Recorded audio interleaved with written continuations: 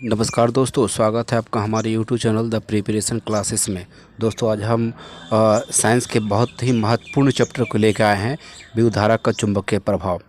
इस चैप्टर से जितने भी महत्वपूर्ण क्वेश्चन हैं, सारे क्वेश्चन को मैंने लिया है। तो आप लोग हमारे वीडियो के साथ बने रहेंगे और वीडियो को, अगर आप लोग नए हैं तो वीडियो को लाइक कर लेंगे, सब्सक्राइब कर लेंगे। चलिए हम लोग आज के फर्स्ट क्वेश्चन पर चलते हैं और फर्स्ट को देखते हैं कि क्या है। तो फर्स्ट क्वेश्चन बहुत ही इंपॉर्टेंट क्वेश्चन है कि विद्युत धारा उत्पन्न करने की युक्ति को क्या कहते हैं। दोस्तों बताइए आप लोग, विद्युत धारा उत्पन्न करने की युक्ति को क्या कहते हैं। बहुत ही इंपॉर्टेंट क्वेश्चन है, कई बार एग्जाम में पूछा गया क्वेश्चन।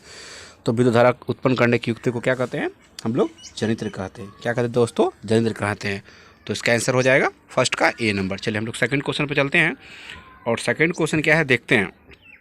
सेकंड क्वेश्चन है दोस्तों, सेकंड क्वेश्चन, इसको सेट कर लेते हैं हम लोग क्वेश्चन को सही से। सेकंड क्वेश्चन है कि एक विद्युत धारावाही तार के समीप एक दिक् सुई रखा जाता है, तो यह सुई क्या होगा, विक्षेपित होगा या विक्षेपित नहीं होगा। धारावाही तार विक्षेपित होगा, धारावाही तार विक्षेपित नहीं होगा। बताइए आप लोग इसका आंसर क्या होगा जल्दी से। बहुत इंपॉर्टेंट क्वेश्चन है दोस्तों, ठीक है। एक विद्युत धारावाही तार के समीप एक दिक् सुई रखा जाता है, तो यह सुई क्या होता है, विक्षेपित होगा। क्या होगा दोस्तों, विक्षेपित होगा। तो 2 का आंसर ए नंबर हो जाएगा। चलिए हम लोग 3 क्वेश्चन पे चलते हैं। नेक्स्ट क्वेश्चन क्या कहता है देखते हैं। नेक्स्ट क्वेश्चन है कि विद्युत धारा के प्रवाह दक्षिण से उत्तर दिशा में हो, तो दिक् सूचक का विक्षेपण क्या होगा। बताइए, पूर्व की होगा, पश्चिम की ओर होगा, उत्तर की ओर होगा, दक्षिण की ओर होगा। बताइए क्या होगा। विद्युत धारा के प्रवाह दक्षिण से उत्तर दिशा में हो तो दिक् सूचक का विक्षेपण क्या होगा, पूर्व की ओर होगा, पश्चिम की ओर होगा, उत्तर की ओर होगा या दक्षिण की ओर होगा। बताइए आप लोग क्या होगा। तो इसका आंसर हो जाएगा पश्चिम की ओर। क्या हो जाएगा दोस्तों, पश्चिम की ओर। बहुत इंपॉर्टेंट क्वेश्चन है दोस्तों। चलिए हम लोग नेक्स्ट क्वेश्चन को देखते हैं।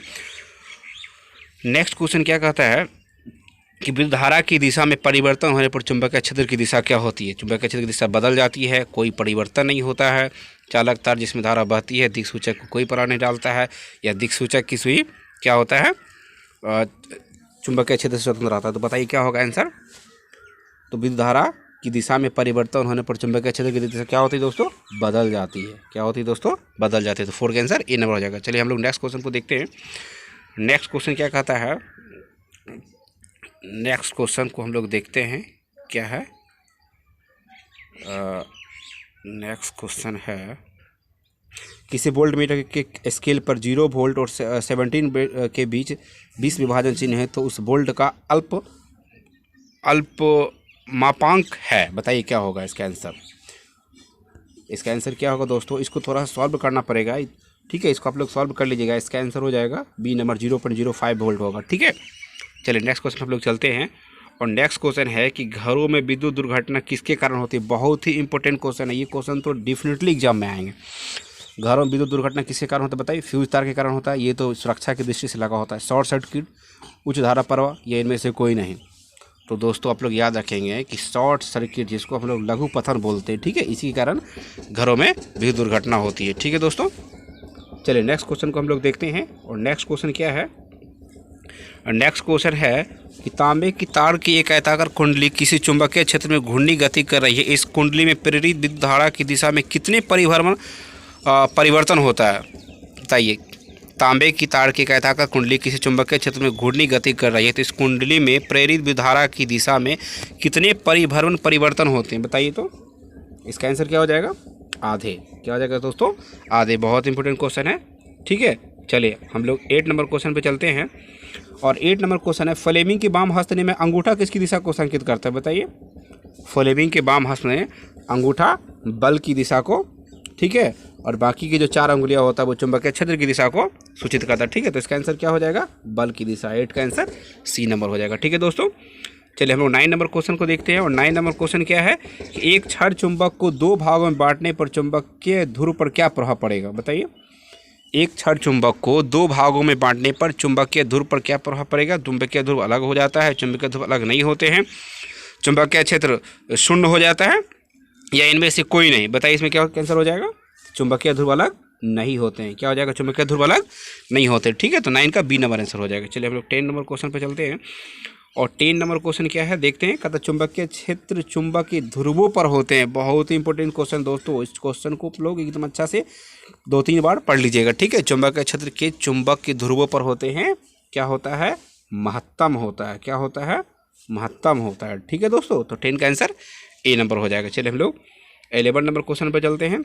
11 नंबर क्वेश्चन क्या है देखते हैं।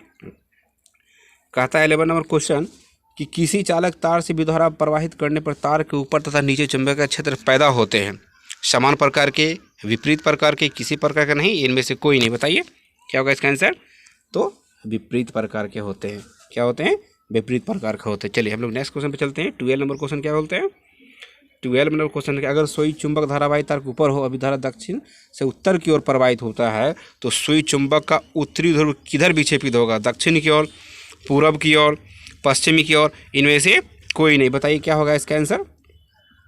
अगर सुई चुंबक धारावाही तार के ऊपर हो और विद्युत धारा दक्षिण से उत्तर की ओर प्रवाहित हो, तो चुंबकीय सुई का उत्तरी ध्रुव किधर विक्षेपित होगा? ये बताइए। पूरब की ओर होगा। किधर होगा? पूरब की ओर होगा। ठीक है दोस्तों, तो इसका आंसर बी नंबर हो जाएगा। ठीक है, चलिए हम लोग नेक्स्ट क्वेश्चन को देखते हैं। और नेक्स्ट क्वेश्चन क्या है इसका? चलिए नेक्स्ट क्वेश्चन है दक्षिण हस्त अंगुष्ठ नियम से अंगूठा किस दिशा को इंगित करता है? बताइए दोस्तों कि दक्षिण हस्त अंगुष्ठ नियम से अंगूठा किस दिशा को इंगित करता है? धारा की दिशा को, चुंबकीय क्षेत्र की दिशा को, या ए और बी दोनों, इनमें से कोई नहीं। बताइए दोस्तों इसका आंसर क्या हो जाएगा? कि दक्षिण हस्त अंगुष्ठ नियम से अंगूठा किसकी दिशा को इंगित करता है? तो ये धारा की दिशा को इंगित करता है। ठीक है, अंगूठा धारा की दिशा को इंगित करता है और बाकी के जो अंगुलियाँ होती है वो चुंबकीय क्षेत्र की दिशा को इंगित करता है। ठीक है, तो 13 का आंसर हो जाएगा ए नंबर। चलिए हम लोग 14 नंबर क्वेश्चन पर चलते हैं। तो 14 नंबर क्वेश्चन को देखते हैं क्या है। कहता है 14 नंबर क्वेश्चन, किसी तल पर लंबवत विद्युत धारा प्रवाहित हो तो चुंबकीय क्षेत्र क्या निरूपित करेगा? बताइए। संकेंद्रित वृत्त रेखाओं को निरूपित करेगा, रैखिक क्षेत्र रेखाओं को, या ए एवं बी दोनों, या इनमें से कोई नहीं। बताइए क्या होगा इसका आंसर? संकेंद्रित वृत्त रेखाओं को निरूपित करेगा। ठीक है, तो 14 आंसर ए नंबर हो जाएगा। चलिए हम लोग 15 नंबर क्वेश्चन पर चलते हैं। और 15 नंबर क्वेश्चन देखते हैं क्या है। 15 नंबर क्वेश्चन है कि अगर लंबवत धारा ऊपर से नीचे बहती है तो क्षेत्र रेखाओं की दिशा क्या होगी? घड़ी की सुई के घूमने की विपरीत दिशा में होगी, घड़ी की सुई के घूमने की दिशा में होगी, या किसी भी दिशा में हो सकती है। तो दोस्तों बताइए इसका आंसर क्या होगा? कि अगर लंबवत धारा ऊपर से नीचे बहती है तो क्षेत्र रेखाओं की दिशा क्या होगी? बताइए। तो ये घड़ी की सुई की घूमने की दिशा में होगी। ठीक है दोस्तों, तो 15 का आंसर बी नंबर हो जाएगा। चलिए हम लोग 16 नंबर क्वेश्चन पे चलते हैं। और 16 नंबर क्वेश्चन क्या कहता है देखते हैं। कहता तांबे के तार के कहता अगर कुंडली किसी चुंबकीय क्षेत्र में घूर्णी गति कर रही है, इस कुंडली में प्रेरित धारा की दिशा कितने पर? ये क्वेश्चन रिवाइज हो गया। ठीक है, ये क्वेश्चन मैंने पहले भी दिया था। ठीक है, चलिए इसका आंसर तो ये सी नंबर हो जाएगा आधे। ठीक है, ये क्वेश्चन डबल भी हो गया। चलिए नेक्स्ट क्वेश्चन में हम लोग चलते हैं। 17 नंबर क्वेश्चन क्या कहता है? बहुत इंपॉर्टेंट क्वेश्चन है दोस्तों। कहता है विभक्त वलय का उपयोग किस उपकरण में किया जाता है? बताइए विभक्त वलय का उपयोग किस में किया जाता है? विद्युत मोटर में किया जाता है, या विद्युत जनित्र में किया जाता है, या आममीटर में, या गैल्वेनोमीटर में? तो ये क्वेश्चन बहुत इंपॉर्टेंट है कि विद्युत मोटर का उपयोग विभक्त वलय में किया जाता है। ठीक है दोस्तों, तो 17 का आंसर हो जाएगा ए नंबर। चलिए हम लोग 18 नंबर क्वेश्चन पर चलते हैं। और 18 नंबर क्वेश्चन क्या है देखते हैं। कहता है यदि एक लंबी चुंबक को 3 भागों में काट दिया जाए तो उसमें ध्रुवों की कुल संख्या कितनी हो जाएगी? बताइए। यदि एक लंबी चुंबक को 3 भागों में काट दिया जाए तो उसमें ध्रुवों की कुल संख्या कितनी हो जाएगी? तो दोस्तों कितनी हो जाएगी बताइए? 2 ध्रुव होते हैं चुंबक में, उत्तरी ध्रुव एक, दक्षिणी ध्रुव। तो इसको 2 भाग में 3 को काट दिया जाए तो कितना हो जाएगा? 6 हो जाएगा। कितना हो जाएगा? 3 दूनी 6, क्योंकि ये 3 दूनी 6, क्योंकि इसमें 2 ध्रुव होते हैं। ठीक है दोस्तों, चलिए नेक्स्ट क्वेश्चन में हम लोग चलते हैं। नेक्स्ट क्वेश्चन क्या कहता है? 19 नंबर, इनमें से कौन एक दूसरे से अलग है? दोस्तों बताइए, बहुत इंपॉर्टेंट क्वेश्चन है। कहता है इनमें से कौन एक दूसरे से अलग होता है? बताइए। जूल, ये किसका मात्रक है? जूल, ये जूल ऊर्जा का मात्रक। किसका मात्रक है दोस्तों? ये ऊर्जा का मात्रक है जूल। ठीक है दोस्तों, किलोवाट किसका मात्रक है? ये भी विद्युतीय ऊर्जा का मात्रक है दोस्तों। ठीक है, ये भी विद्युतीय ऊर्जा का मात्रक है किलोवाट। ठीक है दोस्तों, और अर्घ ये भी ऊर्जा का ही एक मात्रक होता है। ठीक ना, तो बताइए इनमें से अलग कौन है? वाट। क्यों? क्योंकि वाट जो है ये चलिए नेक्स्ट क्वेश्चन पे हम लोग चलते हैं। और नेक्स्ट क्वेश्चन क्या है देखते हैं। और नेक्स्ट क्वेश्चन है दोस्तों 20 नंबर क्वेश्चन है। 20 नंबर क्वेश्चन, विद्युत ऊर्जा का व्यवहारिक मात्रक क्या है? दोस्तों बताइए विद्युत ऊर्जा का व्यवहारिक मात्रक क्या है? विद्युत ऊर्जा का तो वाट है, वाट शक्ति है, ये यूनिट है। बताइए। आप लोग देखते हैं विद्युतीय ऊर्जा का ये जो आप लोग के घर में लगा होता है, इसका मात्रक क्या होता है? यूनिट होता है। ठीक है दोस्तों, क्या होता है? यूनिट होता है। ऊर्जा को विद्युतीय ऊर्जा हम लोग घर में देखते हैं, इसको यूनिट से मापते हैं, ठीक ना, 1 यूनिट 2 यूनिट ये यूनिट में होता है। तो 20 का आंसर क्या हो जाएगा, सी नंबर हो जाएगा। ठीक है दोस्तों, चलिए हम लोग नेक्स्ट क्वेश्चन पे चलते हैं। और नेक्स्ट क्वेश्चन क्या है देखते हैं। नेक्स्ट क्वेश्चन को कहता है किसी वृत्ताकार कुंडली में फेरों की संख्या बढ़ा दी जाए और विद्युत धारा चुंबकीय क्षेत्र का, एक सेकेंड थोड़ा सा क्वेश्चन को हम लोग अच्छा से कर लेते हैं ये क्वेश्चन। हाँ, कहता है किसी वृत्ताकार कुंडली में फेरों की संख्या बढ़ा दी जाए और विद्युत धारा प्रवाहित की जाए तो उत्पन्न चुंबकीय क्षेत्र का परिमाण क्या होगा, बताइए। एक फेरे की अपेक्षा कम हो जाएगा, या बढ़ जाएगा, या पूर्ववत रहेगा, या विपरीत दिशा में होगा। जब आप फेरों की संख्या बढ़ाएंगे ना तो क्या होगा, उसमें उसका चुंबकीय क्षेत्र का परिमाण बढ़ जाएगा। ठीक है दोस्तों, क्या होगा, बढ़ जाएगा। तो 21 का बी नंबर आंसर हो जाएगा। चलिए 22 नंबर क्वेश्चन को देखते हैं क्या कहता है। 22 नंबर क्वेश्चन है मधुमक्खियों के उदर में किस प्रकार के क्रिस्टल पाए जाते हैं, बताइए। मैग्नेटाइट, कैल्शियम कार्बोनेट, खरिया, इनमें से कोई नहीं। बताइए मधुमक्खियों के उदर में किस प्रकार के क्रिस्टल पाए जाते हैं। दोस्तों बहुत इंपॉर्टेंट क्वेश्चन है, ये मैग्नेटाइट होता है। क्या होता है, मैग्नेटाइट। इन 22 का ए नंबर हो जाएगा। ठीक है, चलिए हम लोग 23 नंबर क्वेश्चन पे चलते हैं। 23 नंबर क्वेश्चन क्या कहता है कि सीधे चालक तार पर चुंबकीय क्षेत्र से लगने वाले बल की दिशा जानने के लिए उपयोग किया जा सकता है। किसका उपयोग किया जाता है, तो फ्लेमिंग के बाएं हाथ के नियम का, या फ्लेमिंग के दाएं हाथ के नियम का, या दक्षिण हस्त नियम का, या मैक्सवेल के स्क्रूबेल के नियम का। बताइए सीधे चालक पर चुंबकीय क्षेत्र से लगने वाले बल की दिशा जानने के लिए किसका उपयोग किया जाता है, तो बताइए ये फ्लेमिंग के वाम हस्त नियम का उपयोग किया जाता है। ठीक है, 23 का ए नंबर आंसर हो जाएगा। ठीक है दोस्तों, चलिए हम लोग 24 नंबर क्वेश्चन पे चलते हैं। दोस्तों हमारे चैनल पर जो भी लोग नए हैं वो चैनल को लाइक कर लेंगे और सब्सक्राइब कर लेंगे और दोस्तों में शेयर कर देंगे। ठीक है दोस्तों, चलिए हम लोग नेक्स्ट क्वेश्चन को देखते हैं। नेक्स्ट क्वेश्चन है कि चुंबकीय क्षेत्र में एक धारावाहक छड़ पर लगने वाला बल किसके लंबवत होता है। बताइए छड़ की लंबाई के लंबवत होता है, या चुंबकीय क्षेत्र के लंबवत होता है, या ए और बी दोनों हो जाएगा, इनमें से कोई नहीं। बताइए क्या हो जाएगा इनमें से। तो चुंबकीय क्षेत्र में एक धारावाहक छड़ पर लगने वाला जो होता है वो छड़ की लंबाई के और चुंबकीय क्षेत्र के ये दोनों के लंबवत होता है। ठीक है, तो 24 का आंसर क्या हो जाएगा, सी नंबर हो जाएगा। ठीक है दोस्तों, चलिए 25 नंबर क्वेश्चन पे चलते हैं। और 25 नंबर क्वेश्चन क्या है देखते हैं। किसी धारावाहिक कुंडली के गढ़ में चुंबकीय पदार्थ को रखने पर किस प्रकार का क्षेत्र उत्पन्न किया जाता है। बताइए दुर्बल चुंबकीय क्षेत्र, समान चुंबकीय क्षेत्र, प्रबल चुंबकीय क्षेत्र, इनमें से कोई नहीं। तो बताइए क्या हो जाएगा इसका आंसर कि किसी धारावाहिक कुंडली के गढ़ में चुंबकीय पदार्थ को रखने पर किस प्रकार का क्षेत्र उत्पन्न किया जा सकता है। बताइए प्रबल चुंबकीय क्षेत्र, बहुत तेज चुंबकीय क्षेत्र उत्पन्न होगा। ठीक है, चलो 26 नंबर क्वेश्चन को हम लोग देखते हैं। 26 नंबर क्वेश्चन क्या है। 26 नंबर क्वेश्चन है कि शरीर के अंदर विद्यमान चुंबकीय क्षेत्र के आधार पर प्राप्त किए जा सकते विभिन्न अंगों के प्रतिबिंब, विभिन्न अंगों के रोग, हृदय की गति, इनमें से कोई नहीं। बताइए कि शरीर के अंदर विद्यमान चुंबकीय क्षेत्र का प्राप्त किया जाता है। तो इसका आंसर क्या हो जाएगा, विभिन्न अंगों के प्रतिबिंब प्राप्त किए जा सकते हैं। ठीक है दोस्तों, चलिए नेक्स्ट क्वेश्चन हम लोग देखते हैं। 27 नंबर क्वेश्चन क्या कहता है। 27 नंबर क्वेश्चन कहता है कि हमारे शरीर के तंत्रिका कोशिकाओं में बहने वाली अत्यंत दुर्बल आयन धाराएं उत्पन्न करती है, विद्युतीय क्षेत्र उत्पन्न करती है या चुंबकीय क्षेत्र उत्पन्न करती है। ए और बी दोनों, इनमें से कोई नहीं। बताइए तो क्या उत्पन्न करती है, चुंबकीय क्षेत्र उत्पन्न करती है। ठीक है दोस्तों, 27 कैसे हो जाएगा, बी नंबर। चलिए 28 नंबर क्वेश्चन पे चलते हैं। क्या कहता है 28 नंबर क्वेश्चन कहता है कि किसी चुंबक के चारों ओर का क्षेत्र जिसमें आकर्षण और प्रतिकर्षण बलों के प्रभाव का अनुभव किया जा सकता है वो क्या कहलाता है। क्या कहलाता है बताइए, विद्युतीय क्षेत्र कहलाता है, चुंबकीय बल कहलाता है, चुंबकीय क्षेत्र कहलाता है, इनमें से कोई नहीं। क्या कहलाता है, तो ये चुंबकीय क्षेत्र कहलाता है। ठीक है दोस्तों, तो 28 का आंसर हो जाएगा सी नंबर। चलिए हम लोग 29 नंबर क्वेश्चन को देखते हैं। क्या कहता है कि विद्युत और चुंबक के परस्पर संबंध को सबसे पहले किस वैज्ञानिक ने प्रमाणित किया था। बहुत इंपॉर्टेंट दोस्तों, कौन प्रमाणित किया था, ऑस्टेड ने। ये नंबर हो जाएगा H.C. ऑस्टेड इसका पूरा नाम था। ठीक है, तो 29 का नंबर ए नंबर आंसर हो जाएगा। ठीक है दोस्तों, चलिए 30 नंबर क्वेश्चन पर लोग चलते हैं।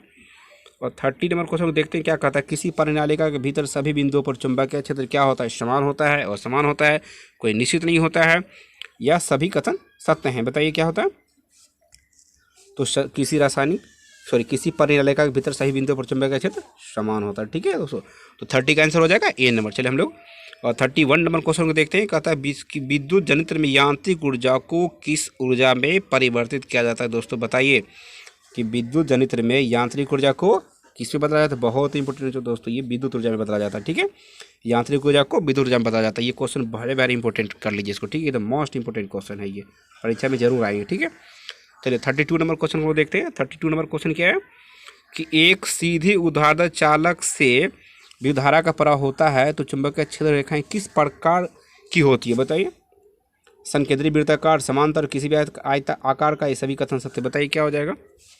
तो ये संकेंद्री वृत्ताकार होते हैं। ठीक है दोस्तों, 32 का कैंसिल हो जाएगा ए नंबर। चलिए नेक्स्ट क्वेश्चन हम लोग देखते हैं। इस सारे क्वेश्चन परीक्षा की दृष्टि से काफ़ी इंपॉर्टेंट है।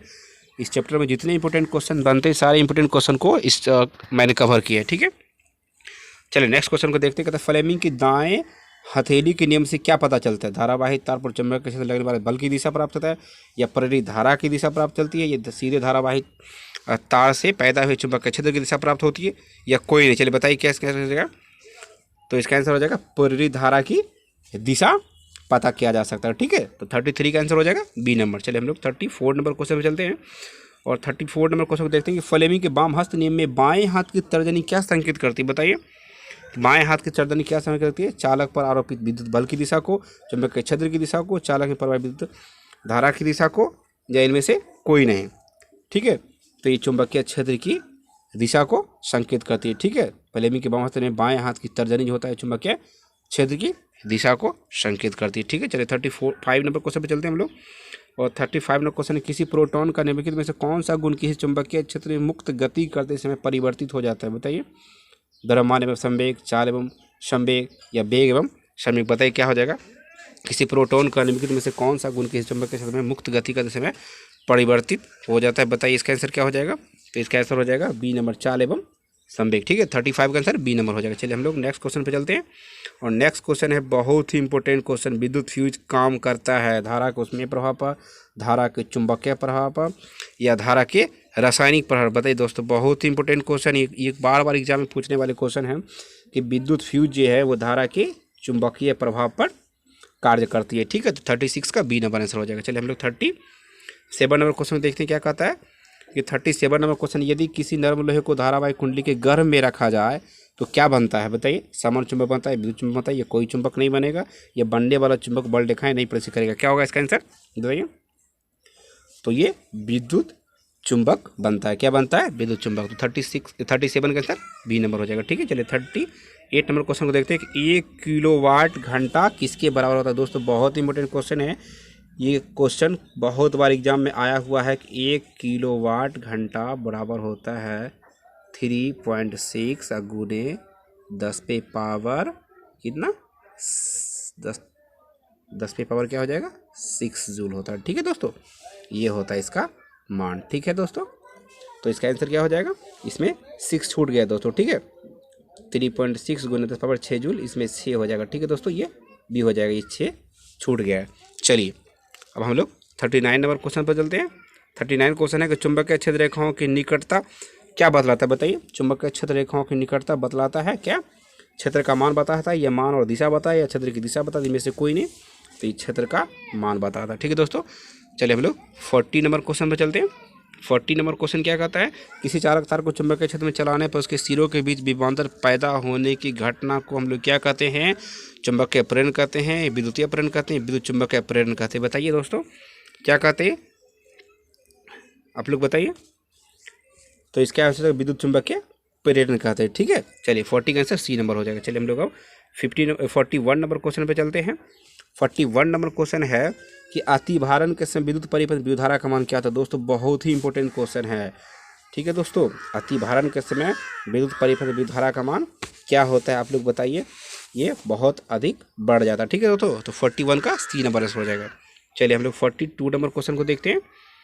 42 नंबर क्वेश्चन है कि कोई इलेक्ट्रॉन किसी चुंबक क्षेत्र में क्षेत्र के लंबवत प्रवेश करता है तो इलेक्ट्रॉन पर आरोपित बल की दिशा क्या होगी? बताइए क्या होगी?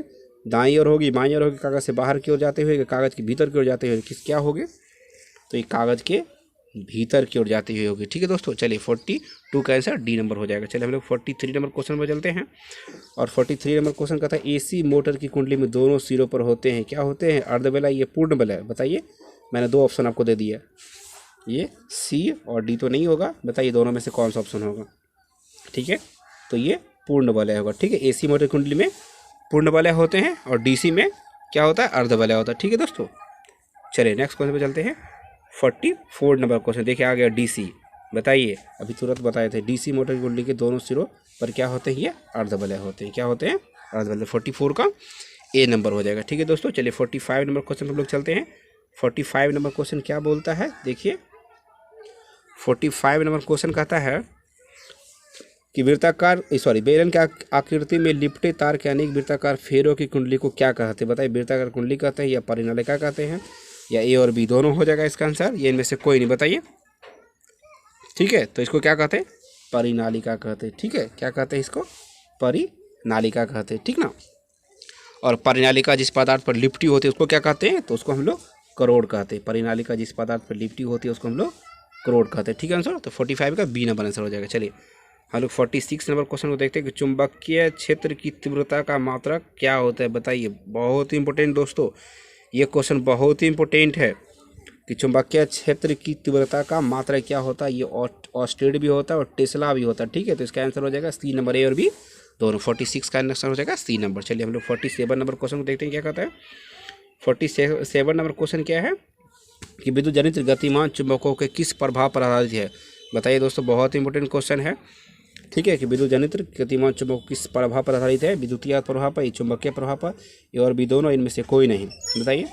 तो ये विद्युतीय प्रभाव पर आधारित है। किस पर आधारित है? विद्युतीय प्रभाव है। तो 47 का ए नंबर आंसर हो जाएगा। चलिए हम लोग नेक्स्ट क्वेश्चन पर चलते हैं। 48 नंबर क्वेश्चन क्या कहता है? चुंबक के सजातीय ध्रुवों के बीच क्या होता है? तो दोस्तों बताइए, चुंबक के सजातीय ध्रुवों के बीच क्या होता है? आकर्षण होता है, प्रतिकर्षण, आकर्षण दोनों होता है? ये प्रतिकर्षण होता है। बताइए, चुंबक के सजातीय ध्रुवों के बीच क्या होता है? बताइए, बहुत इंपॉर्टेंट क्वेश्चन दोस्तों, इसके बीच प्रतिकर्षण होता है। सी नंबर आंसर हो जाएगा। ठीक है दोस्तों, 48 का सी नंबर। और विजातीय ध्रुवों के पूछता तो वो आकर्षण होता है। ठीक है दोस्तों, चलिए हम 49 नंबर क्वेश्चन पर चलते हैं। देखिए 49 नंबर क्वेश्चन वही आ गया है कि चुंबक के विजातीय ध्रुवों के बीच क्या होता है। ठीक है दोस्तों, तो चुंबक के विजातीय ध्रुव क्या होता है? ये प्रतिकर्षण होता है। ठीक है, चलिए 49 का बी नंबर। चलिए नेक्स्ट क्वेश्चन, सॉरी इसका आंसर ए नंबर होगा ना, सॉरी 49 का ए नंबर, विजातीय ध्रुव के बीच आकर्षण होता है। ठीक है, चलिए 50 नंबर क्वेश्चन हम लोग देख लेते हैं। 50 नंबर क्वेश्चन क्या कहता है कि स्वतंत्रता पूर्वक हवा में लटकी क्षैतिज चुंबक हमेशा किस दिशा में रहती है? ये दोस्तों आप लोग को याद रखना पड़ेगा, ये हमेशा उत्तर दक्षिण की दिशा में होती है। ठीक है, चलिए 50 का सी नंबर हो जाएगा। चलिए हम लोग 51 नंबर क्वेश्चन को देखते हैं क्या कहता है। चुंबकीय क्षेत्र रेखाएं क्या होती है? चुंबकीय क्षेत्र रेखाएं एक दूसरे को परस्पर प्रतिच्छेद करती है, एक दूसरे के समांतर होती है, एक दूसरे को प्रतिच्छेद नहीं करते। बहुत इंपॉर्टेंट क्वेश्चन, चुंबकीय क्षेत्र रेखाएं एक दूसरे को प्रतिच्छेद नहीं करती है। बहुत इंपॉर्टेंट क्वेश्चन, ये क्वेश्चन पूछता है कि चुंबकीय क्षेत्र रेखा एक दूसरे को प्रतिच्छेद क्यों नहीं करती है। ठीक है, तो 51 का सी नंबर आंसर हो जाएगा। चलिए 52 नंबर क्वेश्चन देखते हैं। 52 नंबर क्वेश्चन है किसी एसी जनित तथा डीसी जनित में एक मूलभूत अंतर यह है कि एसी जनित में विद्युत चुंबक होता है जबकि डीसी मोटर में अस्थायी चुंबक होता है। डीसी जनित उच्च वोल्टता को प्रयोग होता है, एसी जनित उच्च वोल्टता को प्रयोग होता है। एसी जनित में सी वलय होता है जबकि डीसी जनित में दिक् परिवर्तक होता है। यही आंसर हो जाएगा आंसर। ठीक है दोस्तों, तो इसका आंसर डी नंबर हो जाएगा। ठीक है, एसी जनित में सी वलय होता है जबकि डीसी जनित में दिक् परिवर्तक होता है। तो 52 का ऑप्शन डी हो जाएगा। चलिए हम लोग 53 नंबर क्वेश्चन को हम लोग देखते हैं दोस्तों। क्या है 53 नंबर क्वेश्चन क्या है कि किसी चुंबक के चारों वृत्त है जिसमें उसके बल का संसूचन किया जा सकता है, वह क्या कहलाता है? बताइए, बल रेखाएं कहलाता है कि चुंबकीय रेखाएं क्षेत्र कहलाता है या चुंबकीय प्रेरण कहलाता है? ये सभी कथन सत्य बताइए। तो क्या कहलाता है? ये चुंबकीय रेखाएं कहलाता है। ठीक है, 53 का बी नंबर आंसर हो जाएगा। ठीक है दोस्तों, चलिए अब हम लोग 54 नंबर क्वेश्चन को हम लोग देखते हैं कि 54 नंबर क्वेश्चन क्या बोलता है। ठीक है दोस्तों, कहता है विद्युत चुंबक बनाने के लिए पर किस पदार्थ का उपयोग किया था? बहुत ही इंपॉर्टेंट दोस्तों क्वेश्चन है कि विद्युत चुंबक बनाने के लिए नरम लोहे का उपयोग किया था। किसका उपयोग किया था? नरम लोहे का। ठीक है, तो 54 का सी नंबर हो जाएगा। चलिए हम लोग 55 नंबर क्वेश्चन पर चलते हैं कि 55 नंबर क्वेश्चन क्या है। बहुत ही इंपॉर्टेंट क्वेश्चन, ये क्वेश्चन तो बहुत बार ही पूछा गया, इसको तो आप लोग एकदम मोस्ट इंपॉर्टेंट क्वेश्चन कर लेंगे। विद्युत चुंबक के प्रेरण की खोज ने किसने किया था? तो फैराडे ने किया था। किसने किया था? फैराडे ने किया था। ठीक ना, 55 का ए नंबर ऑप्शन हो जाएगा। चलिए 56 नंबर क्वेश्चन पर चलते हैं। कहता है व्यावसायिक मोटरों में किस प्रकार का चुंबक का उपयोग होता है? व्यावसायिक मोटर में अस्थायी चुंबक होता है कि विद्युत चुंबक होता है कि समान चुंबक होता है कि नाल चुंबक होता है? बताइए आप लोग क्या होता है? ये विद्युत चुंबक होता है। ठीक है दोस्तों, तो 56 का बी नंबर आंसर हो जाएगा। चलिए हम लोग और 57 नंबर क्वेश्चन पे चलते हैं। सॉरी, ये क्वेश्चन बस आज इसमें 56 ही क्वेश्चन थे। चलिए ठीक है, तो दोस्तों अगर आप लोग को मेरा वीडियो अच्छा लगा होगा तो वीडियो को लाइक कर दीजिएगा, चैनल को सब्सक्राइब कर लीजिएगा और दोस्तों में शेयर कर दीजिएगा। ठीक है, धन्यवाद।